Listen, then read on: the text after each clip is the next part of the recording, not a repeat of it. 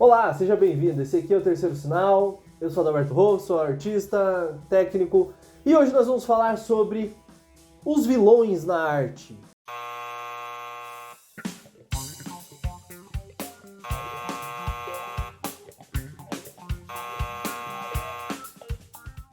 Recentemente eu vi algumas comparações aí, por causa de uma polêmica que teve, as pessoas tentando fazer uma comparação sobre stand-up, liberdade de expressão, com personagens em representações artísticas, digamos assim.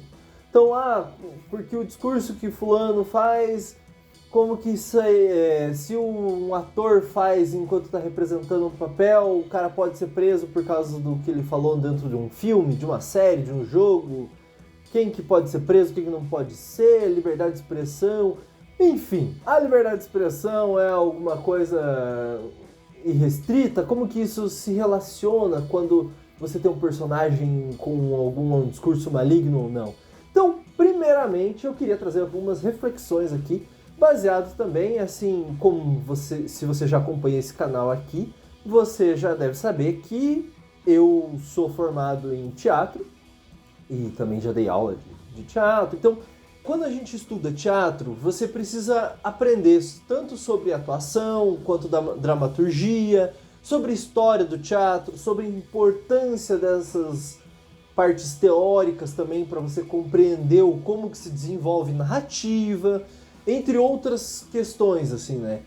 Para além da só técnica, digamos assim.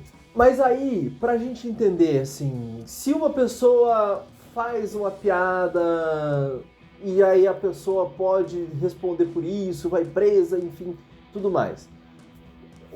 Se ela fosse um personagem, se fosse um vilão fazendo um discurso, cometendo um crime, como que isso se daria? Primeiro a gente tem que entender o que é o vilão e como que se dá a relação do público com os discursos desses vilões, né, nas histórias, na dramaturgia, no teatro, na dança, no cinema.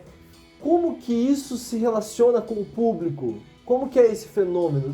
A gente precisa entender um pouco isso. E aí é que está também a importância do teatro, das artes serem estudados nas escolas. E aí você desde pequeno está familiarizado com como funciona tudo isso, para depois, quando é adulto, não falar besteira, né, digamos assim.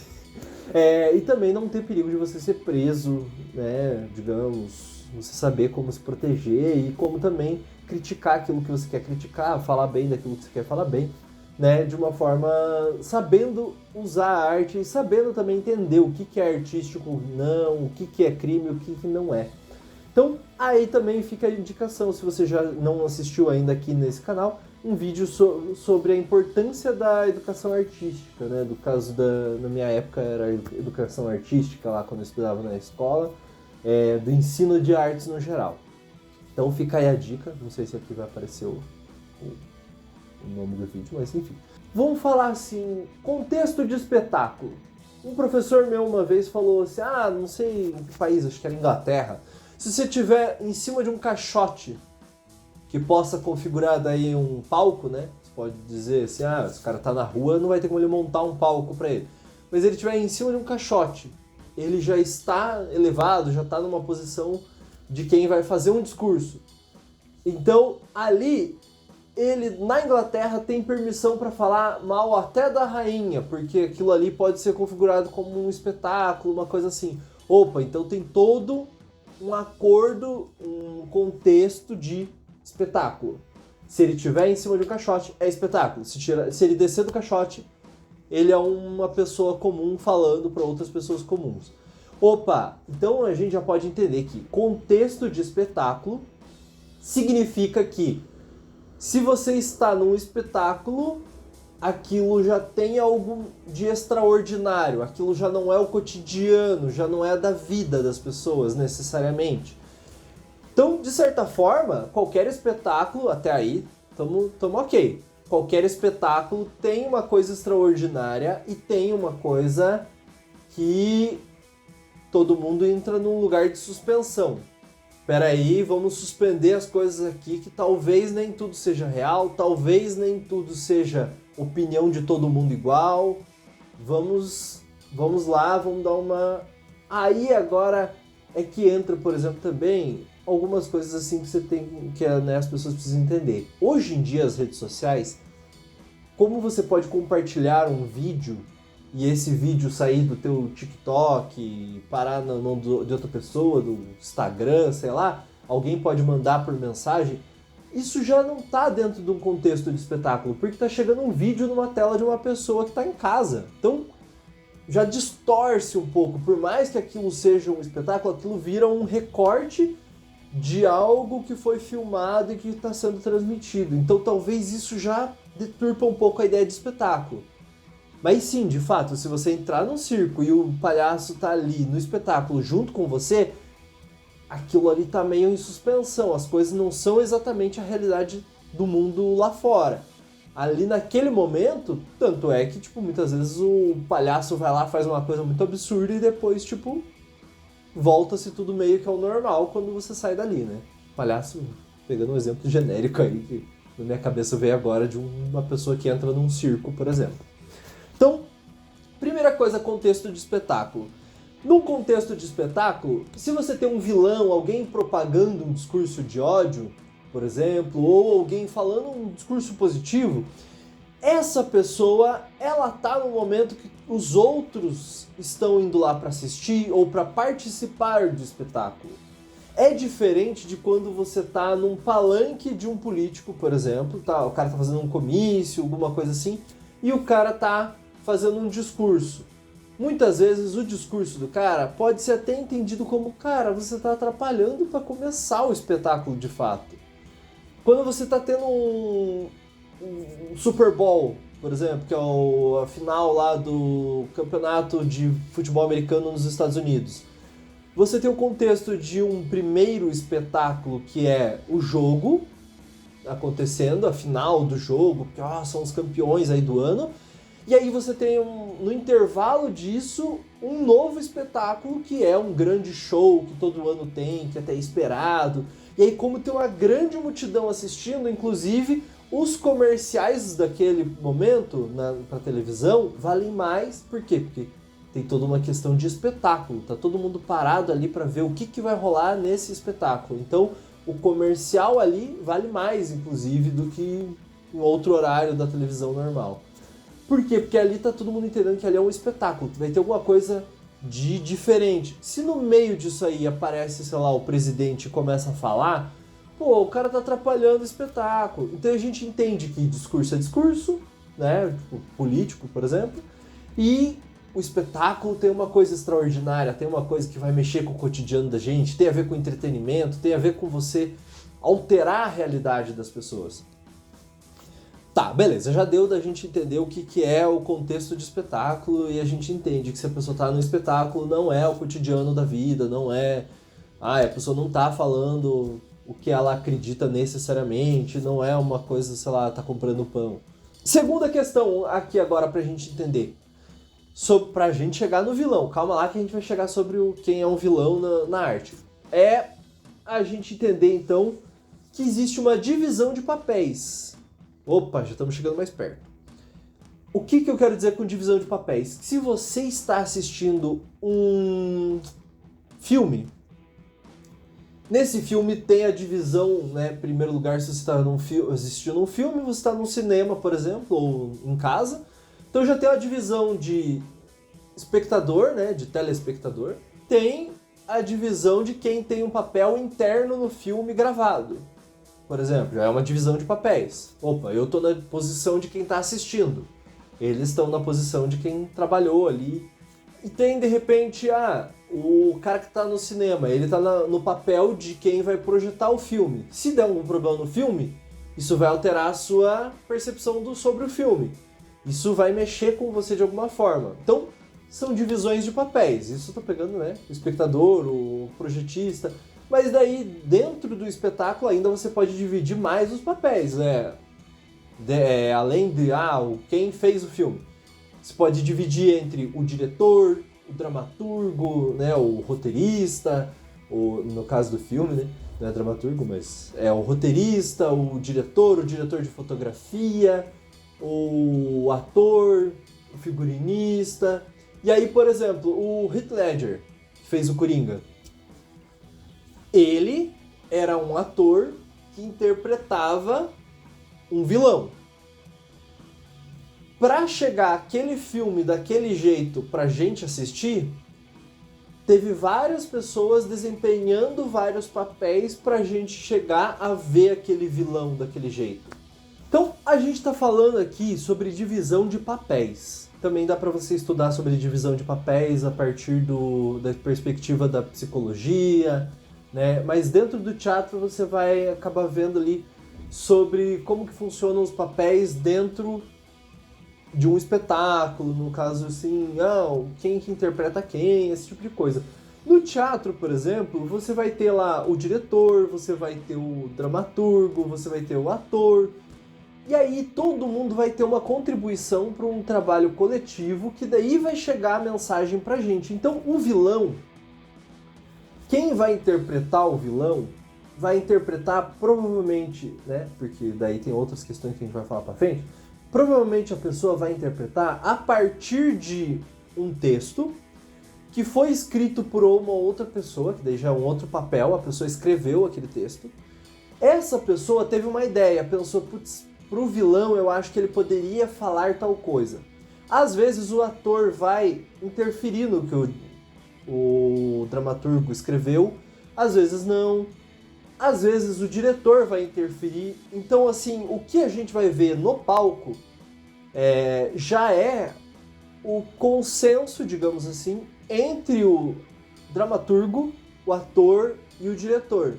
Então, dificilmente num espetáculo de teatro você vai... Assim, para você ter algum conteúdo, por exemplo, racista, alguma coisa assim... misógino, ou sei lá, que fira algum tipo de minoria, que cometa algum crime, alguma coisa assim, você vai ter isso sem estar todo mundo, né, ou a maioria dos responsáveis, né, o produtor, inclusive, tá, sem estar todo mundo meio que de acordo com aquilo. Então, por isso que você vai ver um filme da Disney e tal, às vezes o vilão pode falar algo muito grotesco, muito ruim, mas aquilo ali tudo, como tá de acordo com todo mundo vai se certificar de que, opa, peraí, ele vai falar essa coisa ruim, mas a gente tem que deixar bem claro que durante todo esse espetáculo, no desenrolar da história, vai ser explicado por que ele vai estar falando isso ruim. Porque se entra um ator no palco e fala só umas atrocidades e sai, ninguém vai entender que ele era o vilão, que existia um outro que era o bonzinho. E o que a gente chama de vilão, muitas vezes, né, na dramaturgia, nos textos teóricos e tal, você vai começar a estudar por antagonista, muitas vezes. Porque seria quem vai desempenhar um papel dentro da história contrário ao protagonista, que é o principal da história. Então, se o principal, a gente conta uma história, o Joãozinho foi comprar pão. Provavelmente o nosso principal da história é o Joãozinho, porque a gente começou contando da perspectiva do que o Joãozinho vai fazer. Se o Joãozinho vai comprar pão, o padeiro fala, não tem pão. O padeiro tá fazendo uma coisa meio que contrária ao objetivo do protagonista. Então, talvez o padeiro seja o vilão, seja o nosso antagonista. Agora, se o padeiro fala assim, não tem vilão, não tem pão porque roubaram o pão e tal, não sei o quê. Então quem está atrapalhando o Joãozinho não é necessariamente o padeiro. Então pode ser que aí, para ter um exemplo bem simples, a gente entenda quem que é quem em cada papel nessa história, por exemplo. E aí, essa divisão de papéis é importantíssima para a gente já começar a entender por que você assistindo uma série, um filme, um espetáculo de dança, um espetáculo de teatro, você consegue entender e, de certa forma, até blindar os discursos e não ser julgado como culpado, como cometendo crime, necessariamente a pessoa que está interpretando o Coringa. Ou interpretando Duas Caras. Ah, não, porque o Duas Caras falou isso, o Pinguim falou aquilo. Não, mas peraí, a gente consegue compreender que existe uma divisão de papel. Em primeiro lugar, o cara é ator, também tem o produtor, o roteirista, não sei o quê. E que dentro desses papéis dessa história, esse personagem não é o protagonista, ele é o antagonista. E ele tá pondo problemas pro protagonista fazer. E o protagonista está contornando esses problemas e solucionando e ainda crescendo moralmente com isso. E aí, com esse protagonista tendo uma melhora moral, fica evidente, fica claro para todo mundo que aquele que acaba sendo o vilão da história, ele tá errado. Que logo, o que ele faz é ruim. Por isso também fica meio confuso, sei lá, quando você vai assistir o filme do Coringa, porque fica parecendo que todas as coisas que o Coringa faz são as certas, não todas, mas é porque esses filmes de anti-herói são bem complicados deles conseguirem passar pra gente claramente, por exemplo, quem é o protagonista, quem é o vilão da história, porque às vezes o vilão da história, o próprio antagonista, é, sei lá, o sistema, né? Sei lá, o sistema que a pessoa vive.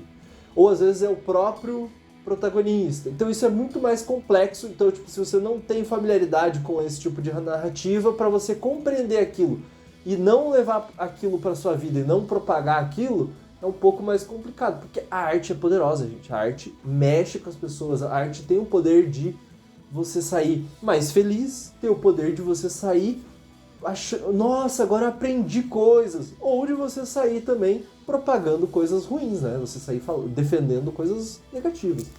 Então, a gente já falou um pouco sobre contexto de espetáculo. Tudo isso aqui a gente só vai compreender a partir do momento do espetáculo. Porque se a pessoa tá falando atrocidades no momento fora de um espetáculo, a pessoa só é uma pessoa ruim, né? Sei lá. Mas se a pessoa tá falando isso num contexto de espetáculo, opa, como que é a divisão dos papéis aqui? Então, essa pessoa é o diretor. Mas o que o diretor tá fazendo no meio do espetáculo? Daí a gente começa a se perguntar outras coisas. Não, mas essa pessoa que falou isso, falou com autorização do produtor, do diretor, do dramaturgo. E ela falou porque no texto dizia pra ela falar. E ela falou porque isso dentro da história toda tem um contexto.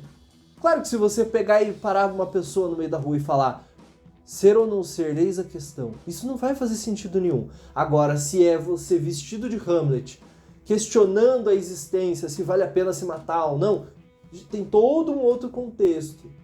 Mas é porque deu Hamlet, aí você nunca vê ninguém fazendo campanha contra Hamlet ou para querer prender o Hamlet, porque o cara que interpretou Hamlet, o Matheus Solano, na peça Hamlet, ele estava lá incentivando o suicídio.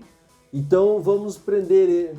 Ninguém vai fazer isso, porque todo mundo consegue compreender, todo mundo que assistiu a peça, por exemplo, né, que tanto os dramaturgos, produção, direção, todo mundo que teve uma divisão clara ali dos papéis, trabalhou para que no final você compreendesse que as ideações suicidas do personagem não é uma apologia a suicídio, que não é uma coisa legal as atitudes necessariamente do que o Hamlet faz. Por mais que ele seja o herói, tem coisas que ele faz, e no caso, inclusive por isso, por ter coisas que o herói faz que não são 100% positivas, que a gente também pode lembrar que o nome desse gênero de espetáculo é tragédia.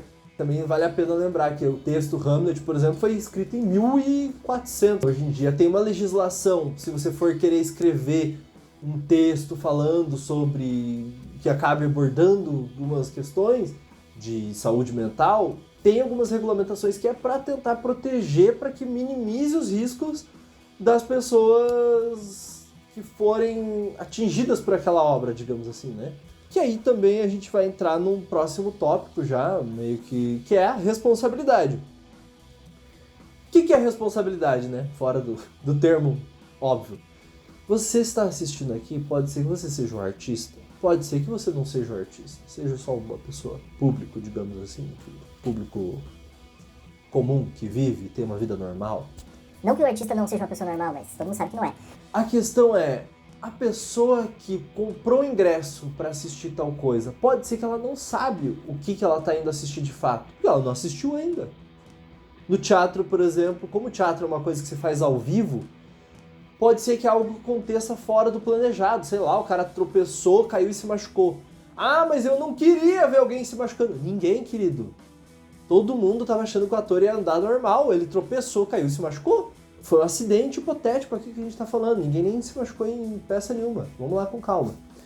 Mas o que acontece? Você, quando compra o ingresso, você se responsabiliza por pagar e ia estar disponível para assistir o espetáculo. Por isso, inclusive, se você estiver lá dentro e falando e atrapalhando o espetáculo, dependendo do espetáculo, os caras vão te tirar do espetáculo e falar assim, pô, cara, você tá atrapalhando a peça. A produção, ela tem responsabilidades. No caso, cada país vai ter leis para responsabilizar a pessoa.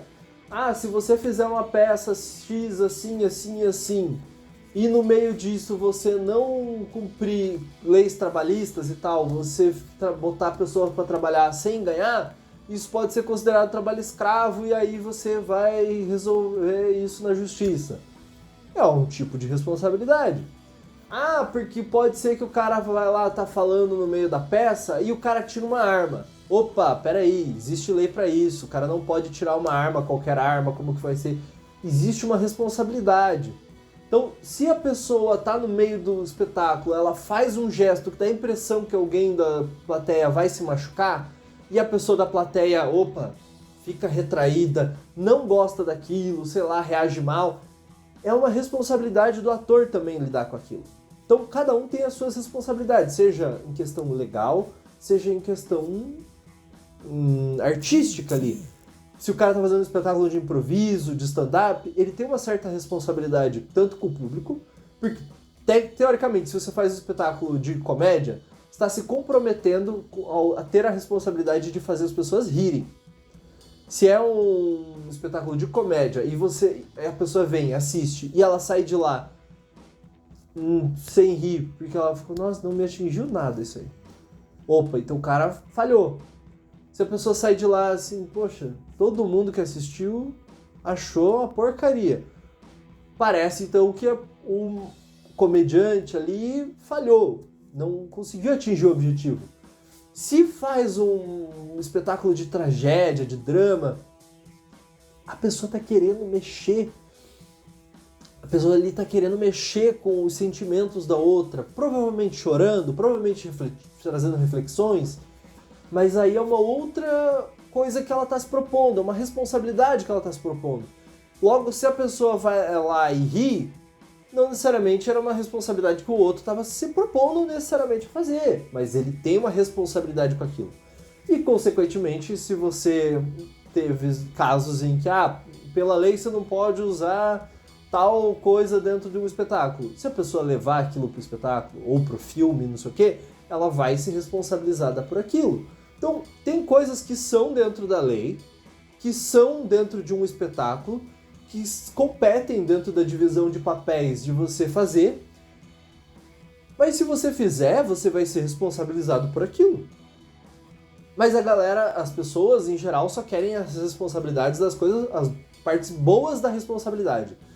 Se eu entreguei meu trabalho, eu fui responsável por entregar aquele entretenimento, então eu mereço ter em troca dinheiro. Beleza, vai estar aqui o teu pagamento.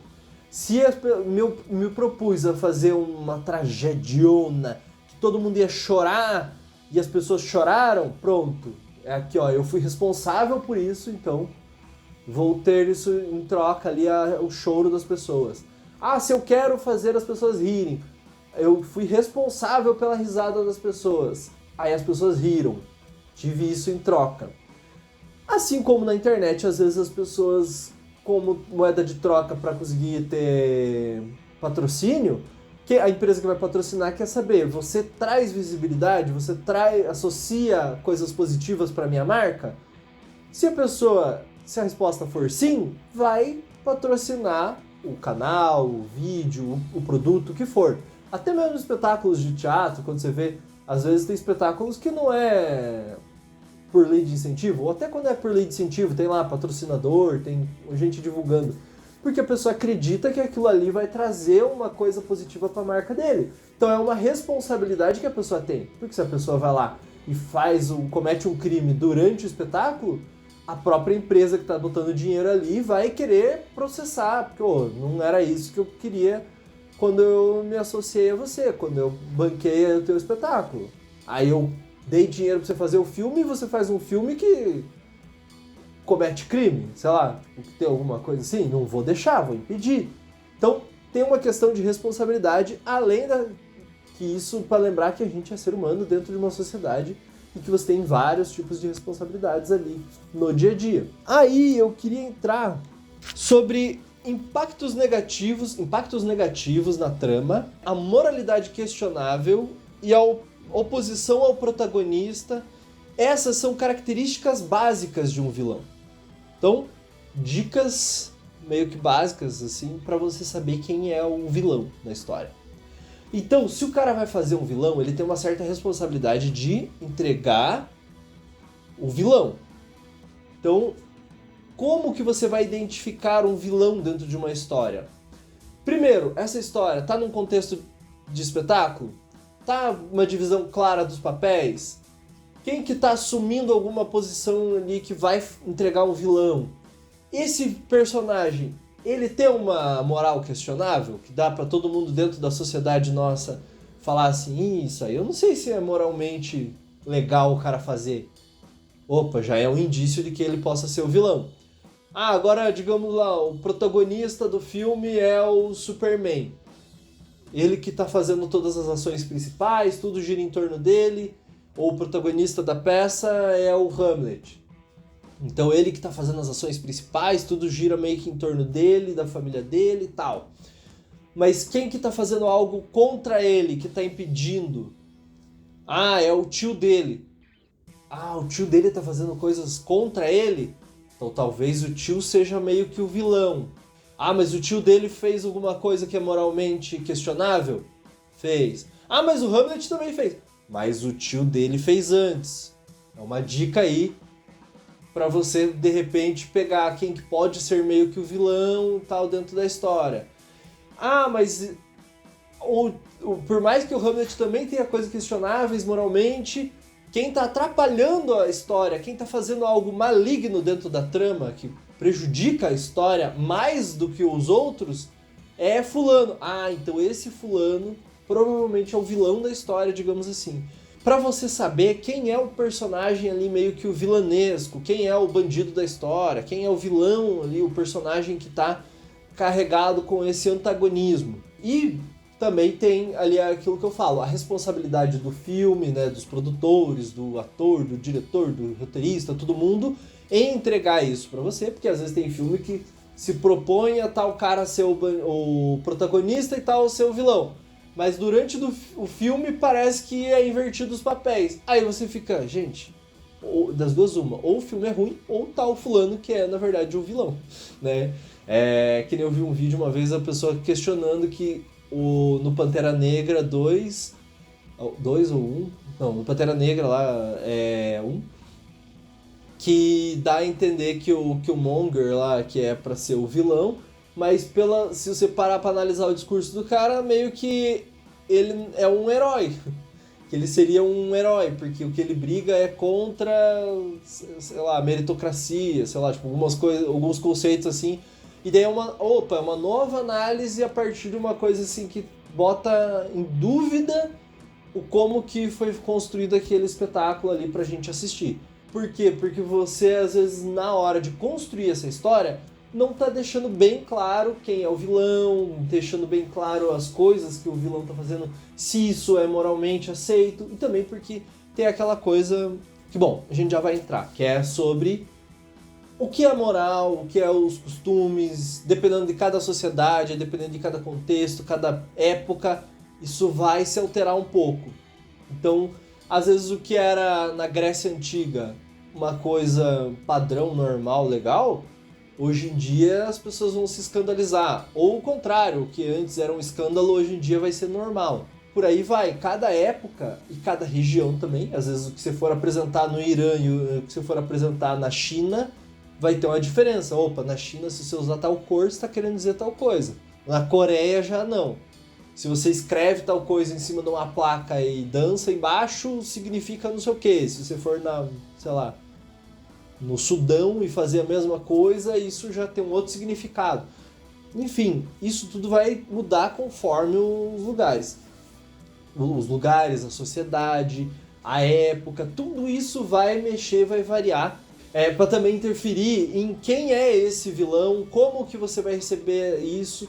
E aí por isso também que fica, se você sabe que todo esse processo acontece dentro de um espetáculo, se você conhece como funciona a dramaturgia e construção de personagens, até aqui, se você me acompanhou e compreendeu, pronto, já não tem como você comparar stand-up com personagem.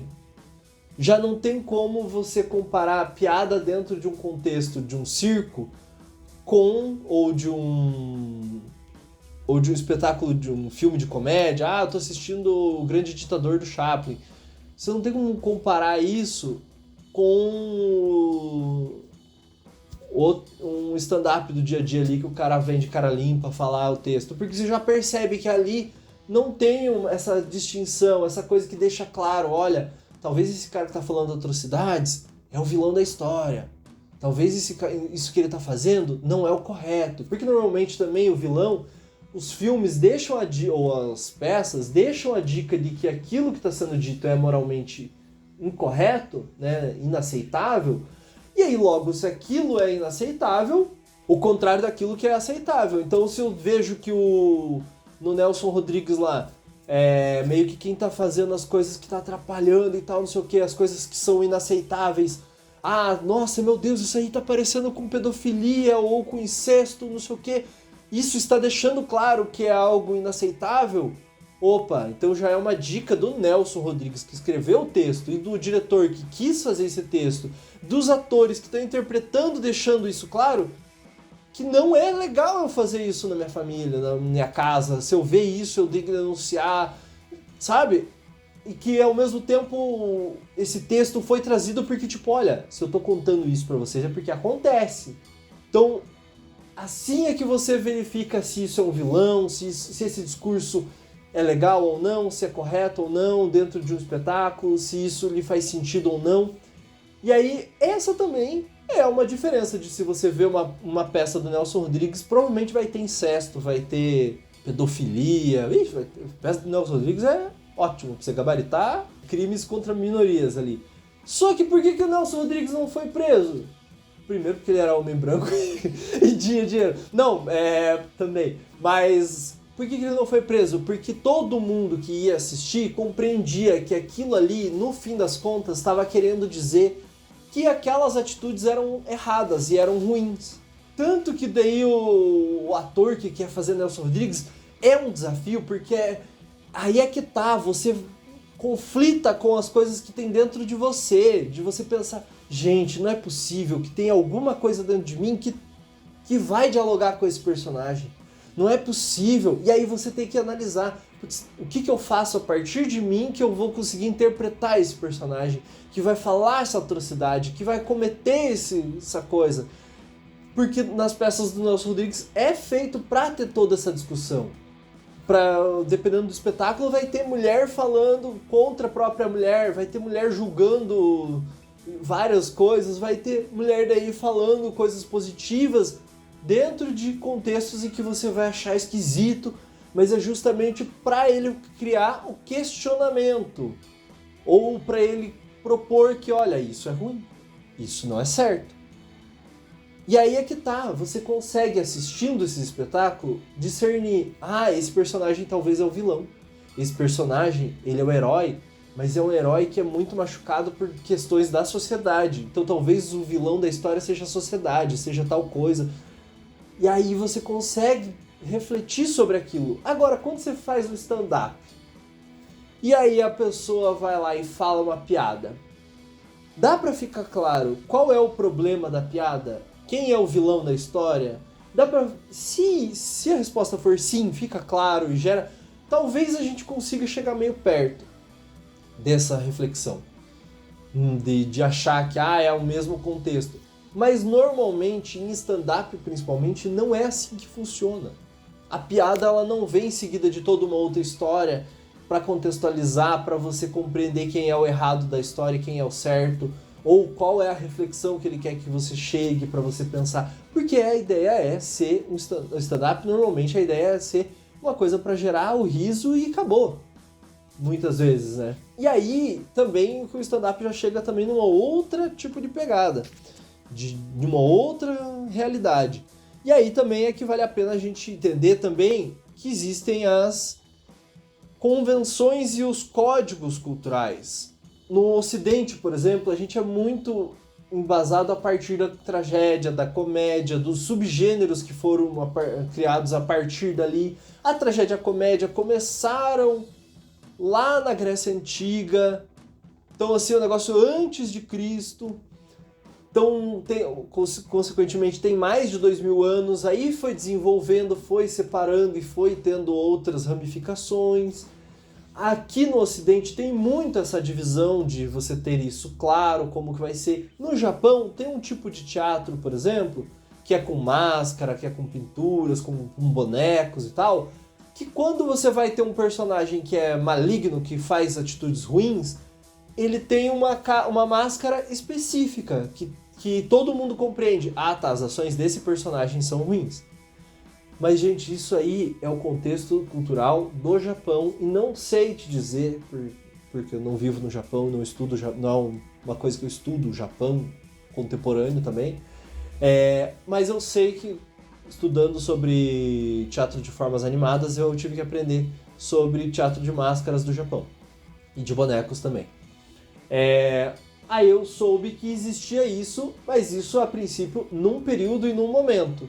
Pode ser que hoje em dia no Japão tenha outros tipos de teatro, outros tipos de espetáculos, que não é tão claro isso já visualmente. E aí é que tá, gente, tá tudo bem, as coisas vão se mudando e vão se incorporando conforme o tempo, a época, o lugar.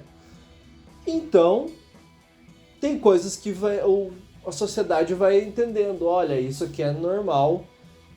Vou contar pra vocês aqui um segredo, que acho que é um segredo para algumas pessoas. Não sei se para todo mundo. Não deveria ser, mas é. Teve uma época que só homem fazia teatro.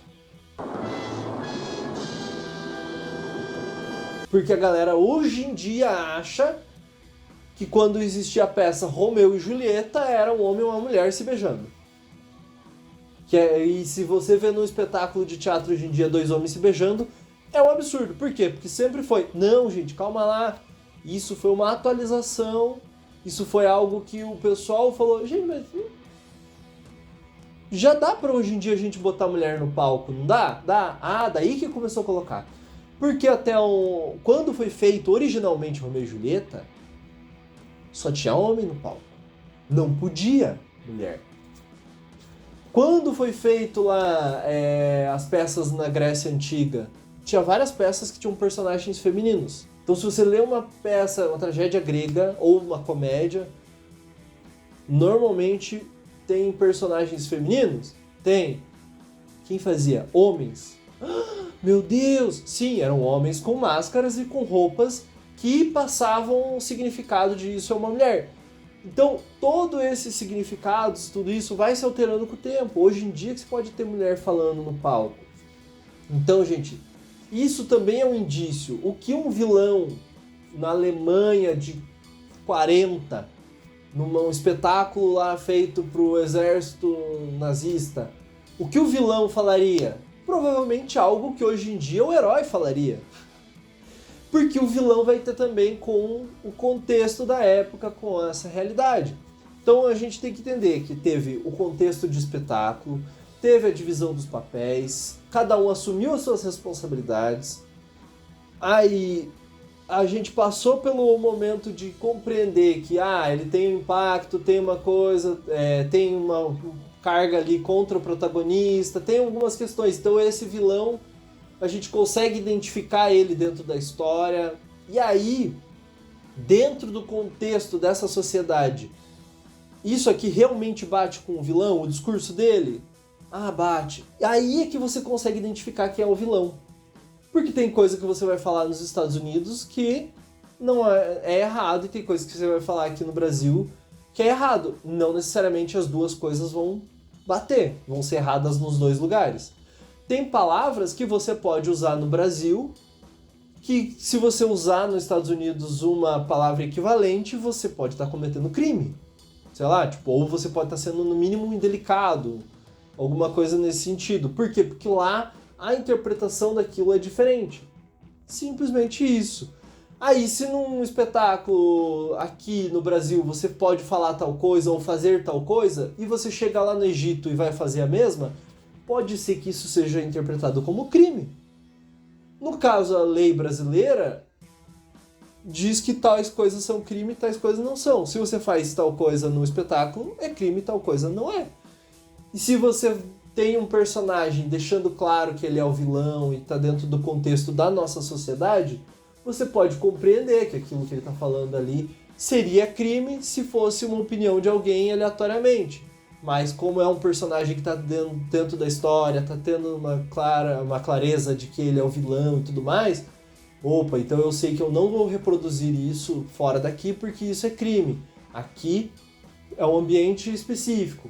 Agora, se isso tudo não fica claro, pode ser que a pessoa saia dali reproduzindo esse crime e a pessoa ache que isso está de acordo com a sociedade, dependendo de como você passa isso dentro dos espetáculos. Não que todo espetáculo seja uma aula para a pessoa saber o que pode fazer na rua ou não, mas que isso acaba interferindo e modificando a vida das pessoas. Então, para a gente quase encerrar aqui, também vamos lembrar que existem desafios na arte contemporânea, porque tudo isso que a gente falou até agora, dá pra gente ir até, sei lá, 1800, 1900, arte moderna e tal. Se você é estudante ou professor de teatro, provavelmente você já tem familiaridade, que todos esses conceitos que eu falei já passou, já foi, tal, você já entendeu. Só que, gente, se você não é dessa área, estude algum dia, vá pesquisar sobre um cara chamado Duchamp, por exemplo. O cara botou um mictório para uma exposição de artes plásticas. Aí pensa, você chega lá, tem quadro, tem escultura e tem um mictório.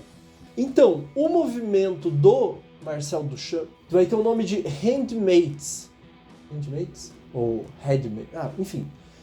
Eu lembro que o termo era de coisas feitas, de coisas prontas já, coisas que eles trazem, tanto o Duchamp e outros artistas depois vão trazer, para questionar, com tudo que já foi feito de arte, o que mais é arte, o que não é.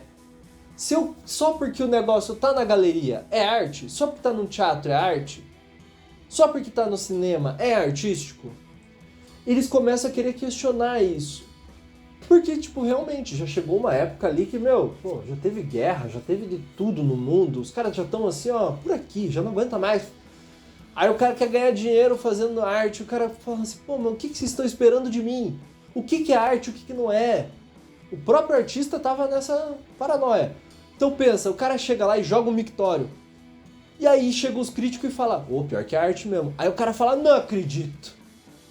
Aí vem um outro lá, Andy Warhol, e o cara bota umas fotos, umas cópias de umas fotos. Chega um outro lá e bota tipo a Coca-Cola. Isso aqui é arte pra vocês? E aí os caras vão botando no museu. Olha só a crítica do cara. Então talvez o que passa a ser arte é o cara propor uma crítica diferente, mesmo que seja com uma coisa que já foi feita, que ele não precisou fazer, ele só precisou colocar lá no museu. A partir de uma crítica que ele quer que, quero que agora vocês parem, olhem essa lata de sopa. Peraí. A arte tá na crítica social, tá no como o cara vai trazer isso pra gente. A arte não necessariamente é só como o cara trouxe ali, né? Quer dizer, não é só o que ele trouxe, mas como ele trouxe. Pra que situação, em que exposição tá isso, em que espetáculo. E do ponto de vista do teatro, por exemplo, começa a ter a performatividade. Começa a ter espetáculo de teatro em texto, que o texto não é mais uma história linear, começa a ter mais um texto que começo, meio, fim, é tudo bagunçado. Tem espetáculo do Nelson Rodrigues que o tempo atual, o passado e meio que o futuro, se eu não me engano, é tudo misturado, que você tem que estar prestando atenção pra você entender o que tá acontecendo mesmo, que se você perde uma cena, você fica, gente, mas que confusão, como que a pessoa tava casando agora, daí de repente já tá separando, sei lá, ou tá matando, tá... Por quê? Porque a brincadeira começa, não basta mais eu contar a história, agora a brincadeira também é como eu mostro essa história. E aí você dentro da comédia vai ter também o stand-up, que vai ser daí um jeito de, tá, se eu fizer uma comédia só contando piadas, mas eu não criar um personagem para isso. E aqui no Brasil, por exemplo, a gente teve Chico Anísio. Foi um cara que fazia espetáculos com personagens, mas ele fazia também stand-up. Só que aí ele também fazia a comédia que é, por exemplo, tem uma certa semelhança ali com a Praça é Nossa de hoje em dia, que são várias pessoas contando piadas, mas com personagens. E aí tem o principal ali da Praça é Nossa, o Carlos Alberto, sei lá, que antes era o pai dele, né? E antes o outro pai dele, sabe? Que a Praça é Nossa é um grande esquema hereditário, que ele tá ali para fazer o trabalho de escada, que se você estuda comédia, você aprende que, tipo, na brincadeira de palhaço, né, no jogo de palhaço, serviço de palhaço tem a ideia de escada, que é um que meio que, como se fosse no vôlei, um levanta a bola pro outro cortar, digamos assim. O escada é, ele prepara a piada pro outro vir e brilhar em cima. Então, que é aquele cara que fala assim, eu fui no mercado, você sabe o que eu fiz? Aí o outro fala, não. Esse que fala não é o escada, porque se ele não falar não, a piada não vai pra frente. Aí, ou se ele fala, sei, você me falou, pronto, acabou a piada também. Então se o cara compra a ideia do outro e fala, não, o que você fez? Aí o outro consegue concluir a piada. E aí, assim, o nome disso é jogo de palhaço. Quem estuda atuação, quem estuda dramaturgia, tem uma noção de que isso acontece tanto na comédia, tem personagens que às vezes entram só pra erguer com o texto ali alguma questão. Ariano Suassuna, por exemplo, tem momentos no texto lá do Chicó, João Grilo e tal, que um tá só meio que levantando a história pro outro pegar e chegar e entregar uma piada. Então você percebe, pô, esse diálogo inteiro aqui o cara tá preparando pro outro vir falar alguma coisa que vai dar risada aqui. E batata, o cara vai lá e vem, fala alguma coisa e a galera dá risada. Então, também tem isso, que é a gente compreender que é uma coisa mais contemporânea, por exemplo, o stand-up, todas essas outras formas de arte. E aí você compreender, stand-up é outro capítulo da história, por exemplo, em que o cara vem sozinho, o cara não precisa de escada, o cara não... Então ele mesmo tem que fazer a construção da piada sem a lógica de escada ou dentro da própria história que ele conta ou da própria piada que ele conta, tem que estar o sistema de escada. Tipo, eu falei pra fulano, o fulano falou pra mim tal coisa. Entenderam? Porque é uma forma mais contemporânea de você trazer comédia. E é uma forma em que uma pessoa... O grande desafio é que uma pessoa só se levanta ali na frente de todo mundo e conta toda uma estrutura de coisas para se responsabilizando para trazer a comédia, para trazer o riso para os outros. E aí, como o cara tá contando uma história, uma piada ou não sei o quê, não tem a mesma relação de divisão de papéis que no drama tradicional, que na comédia que tem uma sequência dramática. Até porque, por exemplo, comédia que não seja muito linear, por exemplo, você vai ter teatro do absurdo. E aí o teatro do absurdo, parte da graça tem a ver com as coisas serem meio desconexas, com você não ter muito claro quem é o vilão, quem não é. É outra categoria de coisas. No stand-up já não tem essa relação, então não cabe a gente fazer essa comparação. Porque o stand-up daí, a pessoa teria que fazer toda uma história muito louca para poder ficar claro quem é que é o vilão, quem não é, o que tá acontecendo, o que não tá. E aí logo, tudo que ele fala, a gente meio que assume que pode ser, não que seja completamente, mas que pode ser a opinião do cara. E aí vai ter o ponto de vista do cara, porque o cara ao mesmo tempo ele está sendo o dramaturgo, o diretor e o intérprete e o ator da piada. Então ele escreveu o texto, ele redigiu como que ele quer apresentar aquilo para o público e ele também vai interpretar. Então logo, se você fala assim, garrafa de água é engraçada, é esquisita, sei lá. A garrafa de água que eu tenho é muito estranha. Por quê? Porque na ponta dela tem um buraco. Só isso necessariamente não é engraçado. Agora, dependendo de como eu preparo isso, se eu quebro a expectativa do público, se eu conto isso de uma forma que faz isso parecer engraçado ou que gera um momento de graça, é isso que vai fazer de fato as pessoas rirem.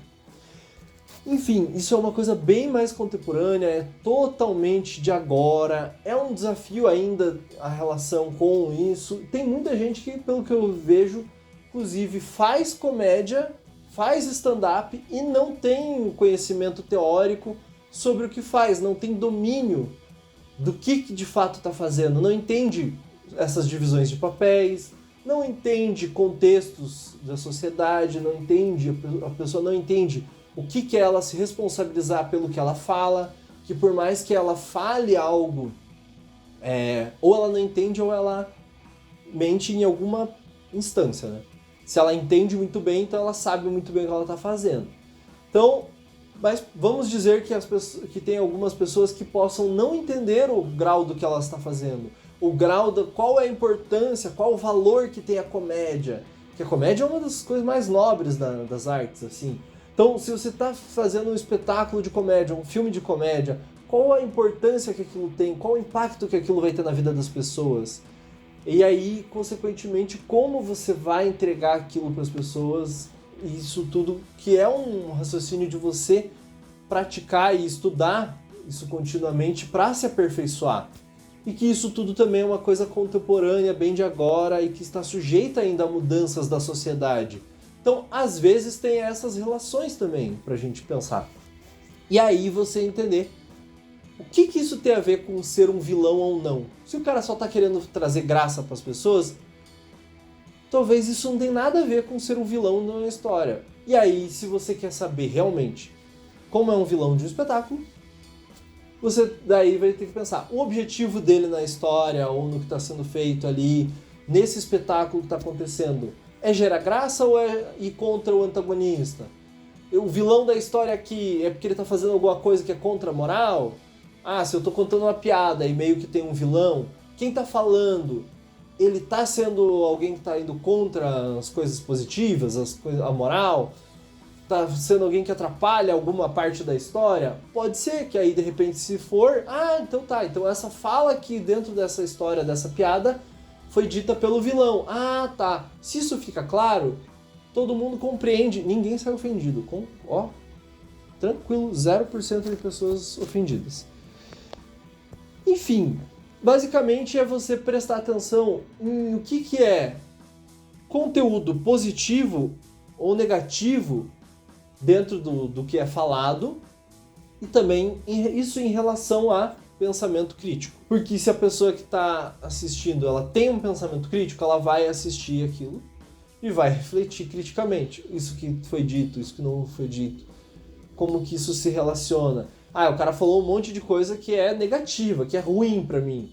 Mas criticamente eu consigo analisar isso. Se o próprio artista fizer esse raciocínio, vai compreender também. Todo mundo consegue compreender se aquilo é algo que um vilão faria ou não. Enfim, essa foi toda a reflexão sobre como que você distingue o que é um vilão, o que é o discurso de um vilão, se ele está falando coisas positivas, não, como que ele se relaciona com alguma história ou não, se isso de fato atrapalha a vida de alguém ou não, como que ele impacta dentro do espetáculo, e se esse vilão, o discurso dele propaga algo positivo ou não para a sociedade, se tudo isso tiver tendo uma certa coerência, provavelmente é um vilão. Caso contrário, em muitas dessas questões, se for negativo, provavelmente nem entra na questão de ser um vilão ou não. Por isso também não faz sentido as pessoas terem comparado stand-up com discurso de vilão, com atitudes de vilões. Então vale a pena pra gente sempre estudar mais aí, pesquisem mais sobre dramaturgia, sobre construção de personagem.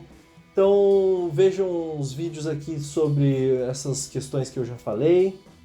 Aprendam também e defendam também aí nas cidades de vocês, nas casas de vocês, que a importância é sobre estudar arte, sobre estudar cultura, que aí você consegue também ter um discernimento maior sobre como funciona esse processo todo.